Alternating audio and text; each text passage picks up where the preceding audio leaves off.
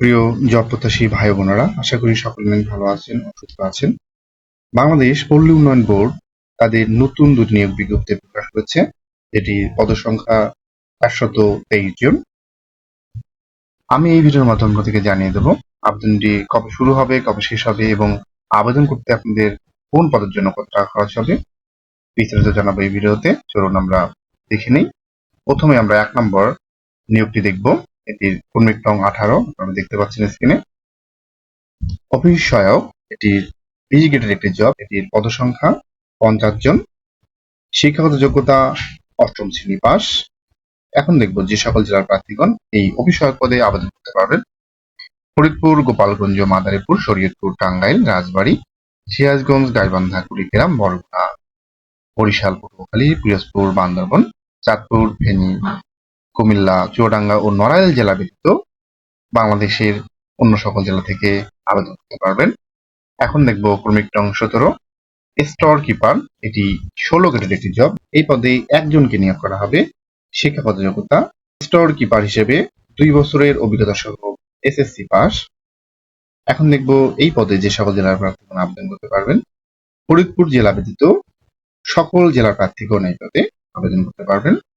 ক্রমিক নং ১৬, proof reader, এটি ১৬ গ্রেডের একটি জব। এটি বেতন স্কেল ৯,৩০০ টাকা থেকে শুরু হয়ে ২২,৪৯০ টাকা গিয়ে শেষ হবে। এই পদে একজনকে নিয়োগ করা হবে। শিক্ষাগত যোগ্যতা প্রুফ রিডিং এ ২ বছরের অভিজ্ঞতা সহ এসএসসি পাস। সকল জেলা প্রার্থীগণ এই পদে আবেদন করতে পারবেন। ক্রমিক নং ১৫, ডাটা এন্ট্রি অপারেটর, এটি ১৬ গ্রেডের একটি জব। এটির বেতন স্কেল ৯,৩০০ টাকা থেকে শুরু হয়ে ২২,৪৯০ টাকা গিয়ে শেষ হবে এবং এই পদে ৩ জনকে নিয়োগ করা হবে। শিক্ষাগত যোগ্যতা কোনো স্বীকৃত বোর্ড হতে উচ্চ মাধ্যমিক সার্টিফিকেট বা সমমানের পরীক্ষায় উত্তীর্ণ এবং কম্পিউটার মুদ্রাক্ষরে প্রতি মিনিটে বাংলায় ২০ শব্দ এবং ইংরেজিতে ২০ শব্দের গতিসহ সংশ্লিষ্ট বিষয়ে স্ট্যান্ডার্ড অ্যাপটিটিউড টেস্টে উত্তীর্ণ হতে হবে। এই পদে সকল জেলার প্রার্থীগণ আবেদন করতে পারবেন। ১৪ নং কর্মীকে আমরা দেখব অফিস সহকারী কাম কম্পিউটার অপারেটর, এটি ১৬ গ্রেডের একটি জব। এই পদে ৩০ জনকে নিয়োগ করা হবে। শিক্ষাগত যোগ্যতা এসএসসি পাস এবং কম্পিউটার ব্যবহারের সংক্রান্ত ওয়ার্ড প্রসেসিং, ডাটা এন্ট্রি ও টাইপিং ইত্যাদি সর্বনিম্ন গতি ইংরেজি ও বাংলায় প্রতি মিনিটে যথাক্রমে ৩০ ও ২৫ শব্দ। এখন দেখব যে সকল জেলার প্রার্থীগণ এই পদে আবেদন করতে পারবেন। মাদারীপুর, মানিকগঞ্জ, মুন্সিগঞ্জ, ময়মনসিংহ, জামালপুর, সিরাজগঞ্জ, কুড়িগ্রাম, লালমনিরহাট, নীলফামারী, রংপুর, বরিশাল ও বাগেরহাট জেলা ব্যতীত সকল জেলার প্রার্থীগণ এই পদে আবেদন করতে পারবেন। কর্মিক নং ১৩, অফসেট প্রিন্টিং অপারেটর, এটি ১৫ গ্রেডের একটি জব। এটির বেতন স্কেল ৯,৭০০ টাকা থেকে শুরু হয়ে ২৩,৪৯০ টাকায় শেষ হবে। এই পদে একজনকে নিয়োগ করা হবে। শিক্ষাগত যোগ্যতা অফসেট লিথো ইলেকট্রনিক স্টেনসিল কাটা ও ডুপ্লিক কোটিং মেশিন চালানোর ২ বছরের অভিজ্ঞতা সহ বিজ্ঞান বিভাগে উচ্চ মাধ্যমিক সার্টিফিকেটে থাকতে হবে এবং এই পদে সকল জেলার প্রার্থীগণ আবেদন করতে পারবেন। ক্রমিক নং ১২, এটি ১৫ গ্রেডের একটি জব। এই পদে একজনকে নিয়োগ করা হবে। শিক্ষাগত যোগ্যতা ড্রফটসম্যানশিপ ও সার্টিফিকেট সহ উচ্চ মাধ্যমিক সার্টিফিকেট থাকতে হবে। এই পদে সিরাজগঞ্জ জেলা ব্যতীত অন্য সকল জেলার প্রার্থীগণ আবেদন করতে পারবেন। ক্রমিক নং ১১, প্রশিক্ষক, ১৫ গ্রেডের একটি জব। এই পদে একজনকে নিয়োগ করা হবে। শিক্ষাগত যোগ্যতা উচ্চ মাধ্যমিক স্কুল সার্টিফিকেট বা সমমানের পরীক্ষায় উত্তীর্ণ এবং সংশ্লিষ্ট ট্রেড কোর্সে ২ বছরের ডিপ্লোমা সার্টিফিকেট থাকতে হবে এবং এই পদে সিরাজগঞ্জ জেলা ব্যতীত সকল জেলার প্রার্থীগণ আবেদন করতে পারবেন। ক্রমিক নং ১০, স্টেনোটাইপিস্ট কাম কম্পিউটার অপারেটর, এটি ১৪ গ্রেডের একটি জব। এটির বেতন স্কেল ১০,২০০ টাকা থেকে শুরু হয়ে ২৪,৬৮০ টাকায় গিয়ে শেষ হবে। এই পদে ৭ জনকে নিয়োগ করা হবে। শিক্ষাগত যোগ্যতা কম্পিউটার ব্যবহার সংক্রান্ত ওয়ার্ড প্রসেসিং, ডাটা এন্ট্রি ও টাইপ ইত্যাদি সমন্বিত গতি ইংরেজি ও বাংলায় যথাক্রমে প্রতি মিনিটে ৩০ ও ২৫ শব্দের উচ্চ মাধ্যমিক সার্টিফিকেট বা সমমানের পরীক্ষায় পাস থাকতে হবে। এখন দেখব যে সকল জেলার প্রার্থীগণ এই পদে আবেদন করতে পারবেন।